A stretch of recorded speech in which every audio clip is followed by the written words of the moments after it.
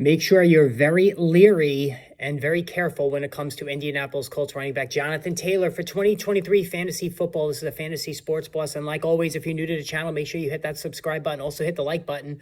Fantasy football is going to be quickly approaching now. We're almost at June. Draft guides are starting to come out. My draft guide has been out for 3 weeks after the official NFL draft concluded. I released my draft guide available for purchase on Amazon. You could also pick up a PDF version on the homepage of my channel. So make sure you click that PayPal link there, and I could send that to you right away. Jonathan Taylor, arguably one of the biggest busts of 2022 fantasy football, and I myself was a victim in one of my leagues where I had the number one pick. I hemmed and hawed all summer. Was it Christian McCaffrey? Was it Jonathan Taylor? Was it Justin Jefferson? And I ultimately went against my better judgment when I wanted to take Jefferson and wound up going with Taylor. And obviously it was the wrong call. Pretty much after a spectacular, beyond spectacular league-winning 2021 season, Taylor went completely backwards as an ankle injury. Was a constant source of frustration. The Indianapolis offensive line aged a million years overnight. Matt Ryan was horrible, so no respect for the passing game, which led to stacked boxes along the defensive line, and it was just a mess altogether for Taylor. Let's start there. We'll go to take a look at last season. So even though Taylor averaged 4.5 yards per carry, which is not terrible, that was down from 5.5 the year before. Played in only 11 games, 861 yards on the ground, only 4 touchdowns on the ground, which was a major down from insane 18 the year before. Caught 28 passes, down from 40 the season prior. So basically every number for Taylor went into the tank. Of course, he had the ankle injury, led to surgery at the end of the season as well. Only played in 11 games.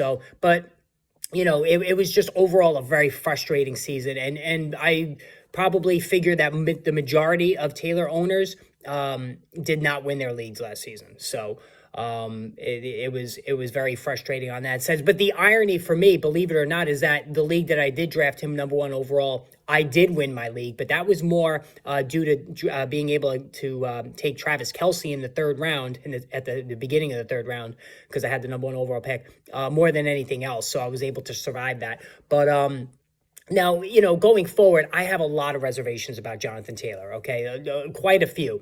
Now, clearly the 332 carries from 2021, which I did consider and I should have given more credence to. Anytime a running back gets more than 300 carries in a season, they typically bounce the next year, either injuries or diminished play. Taylor had both of those, the injuries and the diminished play. Such a big workload, very, very difficult to recover from the next season. It just takes a lot out of a runner.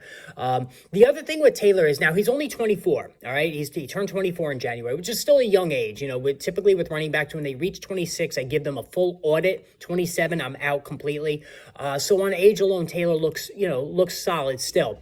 But, and I've said this many times, if you go back and look at his workloads in Wisconsin, they were astronomical. I mean, it was almost criminal how much Taylor was used in college. So that to me lessens his longevity as an NFL player. Remember, anybody who's old enough to remember Eddie George came out like gangbusters when he broke into the NFL from Ohio State. But he too had an insane workload in college. And he quickly, after, I think it was about 3 years, and then he really fell off the cliff sharply. All right. So I'm not saying this is going to happen with Taylor, but it could, because again, a running back can only handle so many carries. Taylor had a lot of carries in Wisconsin, and now 3 years into his NFL career, could he be breaking down? It is possible. The other thing too is the offensive line is aging quickly, and they were horrible last season. I do have concerns about the line. It doesn't look very good at all again this season. And so that also is a factor. And then finally, you have Anthony Richardson, the rookie from Florida, who is extremely raw, 13 career starts in college. So he's got a lot of polish. He's got a lot of seasoning ahead of him. Opposing defenses are not going to respect the passing game. He's got accuracy issues. He's got mechanical issues, talking about Richardson. So Taylor is going to face those stacked boxes again with a shaky offensive line and coming off an injury-plagued season. So these are all whammies, and the high workloads going back to college. That's 4 negatives right there when talking about Taylor. And you all know how I don't like to draft running backs in the first 2 rounds anymore, notwithstanding what I did last season. And look, I've learned a lesson from that already. I went against my better judgment. I took Taylor, and look what happened when I should have took Justin Jefferson.